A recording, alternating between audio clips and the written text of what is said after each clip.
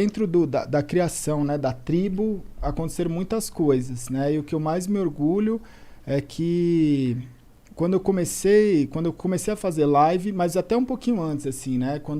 Que eu até conto, né, no Flow e tudo mais, eu acho que quando eu estava num momento muito difícil, eu virei e falei assim, cara, o que eu tenho para oferecer, né? E o que sobrou, o que eu tenho é a história, né? O que eu tenho é o meu apelido, que é mais forte que meu nome, do universo gaulês, e dentro disso existiam vários valores que eu falei assim, cara, eu posso colocar a voz da consciência e colocar esses valores em práticas.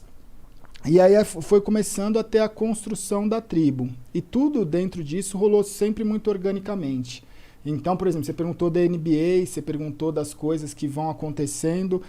Hoje a pessoa que cuida de toda a marca Gaulês e que sempre, né, a pessoa que cuidou das coisas junto comigo é um menino que tinha 17 anos em 2018, hoje não tem acho que nem 20 anos, e quando tava 10 pessoas no chat lá acompanhando as primeiras lives, ele entrou na live e falou assim, porra, posso ser seu moderador? Eu falei, mas essa live não tem moderador, tem 10 pessoas assistindo, eu mesmo posso moderar. Aí ele virou e falou, mas essa live vai ser a maior do mundo. E aí eu virei e falei assim, cara, então você é bem-vindo, você vai ser o meu primeiro moderador, o Brecht, né? Caralho, que louco, velho. Quando eu virei e falei assim, eu não tenho os direitos de transmissão para transmitir nada. Eu não consigo transmitir um grande campeonato, não consigo transmitir a NBA, não consigo transmitir nada. Já era uma vontade sua? Já era uma vontade de fazer. Quando eu comecei a olhar as transmissões que tinha na época, eu olhei e falei assim, eu não estou assistindo algo que eu gostaria de consumir. Então eu posso ficar reclamando disso, ou eu posso tentar criar algo que gostaria de consumir. E aí eu parti para esse segundo ponto de virar e falar assim, cara, eu preciso criar alguma coisa que seja acessível para mim. E aí eu virei e falei assim, mano, existe os melhores jogadores eu não consigo transmitir, mas os piores eu acho que eu consigo. E aí eu virei no chat e falei assim, cara, eu quero fazer a rinha dos pratas.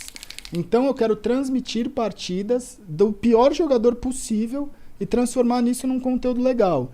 E aí no chat de todas as pessoas que tinham no chat, eu vi um que o nick dele era Viadinho, e ele escreveu lá tal, eu falei assim, cara, é você, né? E aí eu selecionei ele dentro de vários lá, que já na época a stream já estava até com números legais, e aí eu comecei a fazer as rinhas de prata com o Viadinho.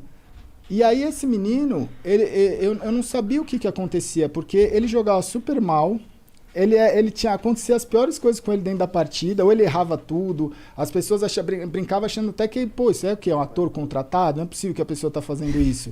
E aí aconteceu que eu virava e falava assim, mano, quando eu fazia a transmissão de algumas partidas que eu conseguia, né, seja de um campeonato que tinha os direitos de transmissão livre, seja de alguma coisa, como eu tinha um contato com os jogadores, eu falava assim, mano, vou fazer a entrevista pós-jogo que pode ser algo que vai agregar na minha transmissão. Sim. E aí eu ligava pro jogador que tinha acabado de ganhar e trocava uma ideia com ele. E aí, quando eu trazia a rinha de prato, o pessoal falava, entrevista o Viadinho, entrevista o Viadinho, entrevista, e eu falava assim, cara, vou tentar.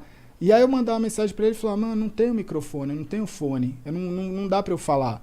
E eu fazia a entrevista dele por chat. E o pessoal falava, então dá o fone pra ele, a gente junta, vamos dar o fone pra ele. Ele falava, mano, não quero fone. Não, tipo, tá tudo bem. E aí foi passando. Um belo dia, ele virou e falou assim, cara, vai ter a live do Viadinho na Twitch. E ele criou o canal dele e fez, eu já falei algumas vezes, fez pra mim a melhor live de estreia na história de um canal da Twitch, pelo menos aqui do Brasil, eu nunca vi nada igual. Ele fez uma primeira live que foi, né, lembra? A gente sentou na sala e não acreditava o que a gente estava vendo. Era inacreditável. Era inacreditável.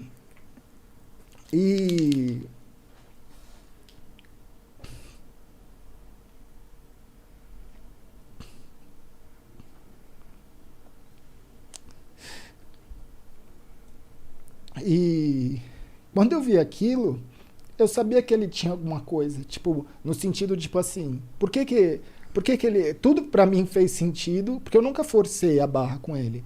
De falar, cara, você tem o seu momento. Vai com calma. E aí, quando eu vi ali, eu sabia que ele tava superando todas as barreiras da vida dele. Porque ele tem limitações que são fobias, né? Às vezes ele não quer conversar, às vezes ele tem, sabe? São coisas que é muito difícil de ser passado. Então, uma pessoa que ela tem muita dificuldade, quando ela tá fazendo ali o melhor dela, é algo que você olha e fala assim, não, é inacreditável o que ele tá fazendo. Tá rompendo todas as barreiras. Todas as barreiras, né? A Leti, ela saiu com ele, né? E foi no shopping com ele. Foi a única pessoa da tribo, assim, que ele quis encontrar no primeiro momento. Você foi a única que encontrou ele pessoalmente. E aí, quando ela falou, vamos pra casa conhecer o Gal, ela falou, mano, ele quase teve um treco. Ele falou, não posso conhecer. Que eu quase, tipo, meio que forcei ele. Falei, não, vou pegar o carro e vou levar ele pra casa. Só que ele, pelo amor... Eu vi o desespero nele. Falei, eu não vou fazer isso com uma pessoa. Tipo, não é humano, sabe? E dentro dessa fobia social... Eu comecei a olhar e falei assim, cara, o que eu tentei passar no primeiro dia eu falei assim, cara, a gente não pode ter vergonha do que a gente é. Quando eu comecei a fazer stream, eram pouquíssimas pessoas que falavam de problema, é o que você falou, você tem que estar bem. Eu não tenho que estar bem todo dia. E quando eu fazia a stream mal mentalmente, as pessoas falavam, por que você está fazendo live? Eu falava, cara, porque eu não tenho opção. Eu vou fazer, porque se eu não estiver bem e não fizer, porque eu não tenho como eu só fazer quando eu estou bem. Né? Porque não existe, isso não é existe. Desumano. A vida não é assim. E aí, o viadinho ele foi banido.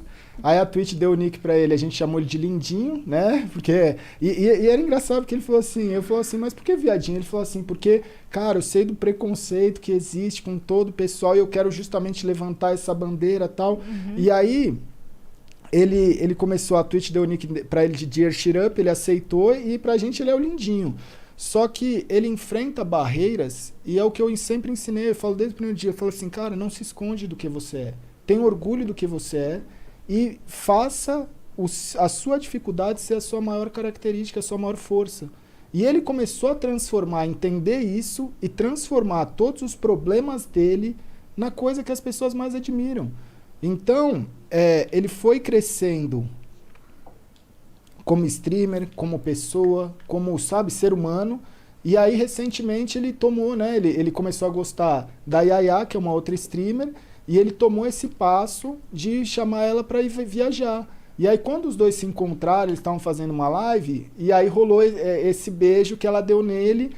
Então, ali são várias barreiras sendo quebradas, que quando eu olho aquilo, eu falo assim, cara, isso é você mudar vidas. Sim, com certeza. Sabe? Isso é você poder mostrar para milhares de jovens que ele não precisa ter vergonha do que ele é. Pode se que o influenciador da vida dele não é um influenciador perfeito. Não é o cara sempre que é 100% inteligente, ou 100% bonito, ou 100% feliz todo dia. Né? Então, eu acho que todos os personagens, que não são personagens, são pessoas reais. A tribo é composta por pessoas reais. Esse é o meu orgulho. Porque as pessoas elas estão ali sendo elas mesmas e pegando os defeitos dela e enaltecendo. Então, quando você olha, você fala assim, cara... Por que essas pessoas fazem sucesso? Tanta gente perguntava e falava assim, por que essa pessoa faz sucesso? Eu falo, mano, você nunca vai entender. Porque você está achando que sucesso é uma coisa. E sucesso é você poder ser você mesmo. Isso é o sucesso nos dias de hoje. E é o que a gente é. Então ali a gente acaba sendo nós mesmos e enaltecendo esses valores de ser humano normal. Se você tem um problema, você não vai fugir desse problema. Você vai utilizar esse problema. Então, hoje, quando eu olho... São tantas coisas, né, dentro das pessoas que fazem parte que representam as milhares de pessoas que às vezes não estão ali na frente da câmera, mas estão enfrentando o seu problema. Né? Sim, cria uma identificação. Porque existe muito preconceito. Muito. A gente deixa isso tudo mais leve, mas o preconceito está ali o tempo todo. Sim. Eu sei que tem muitas pessoas que entram na live dessas, né, da tribo e não aceita que a gente faz sucesso, não aceita que a gente vence, não aceita quem a gente é. E olha e fala assim, porra, mas por que esse cara tá conquistando tudo isso e eu que sou tanto melhor que esse cara não consigo? E eu falo assim, isso é vitória pra mim. Isso é o que eu quero pra minha vida. Que essas pessoas vençam cada vez mais. Sendo quem elas são. Sendo quem elas são. Maravilhoso. Maravilhoso. Então, por isso que teve toda essa repercussão, né? Porque você nem imagina. Nossa, eu perguntei numa inocência de saber que era o casal. Eu nem sabia que tinha toda essa história muito por legal. Trás. Muito louco, muito louco. Bota pra gente, Vitão. Tem um vídeo aí pra gente... E disso... no dia que ele fez o vídeo, ele terminou a live... Aí a gente, né, o Liminha e o Laux começou a fazer uma outra live. E aí o Laux deu a ideia pro Liminha de começar a arrecadar, porque o Lindinha ele tem um projeto para ajudar as crianças autistas. Sim. E aí a gente arrecadou mais de 300 mil reais em 24 horas. Caralho. Saiu nas notícias essa, sabe? né? Então, por causa de uma vitória pessoal, de enfrentar um problema... Ele acabou ajudando tanta gente.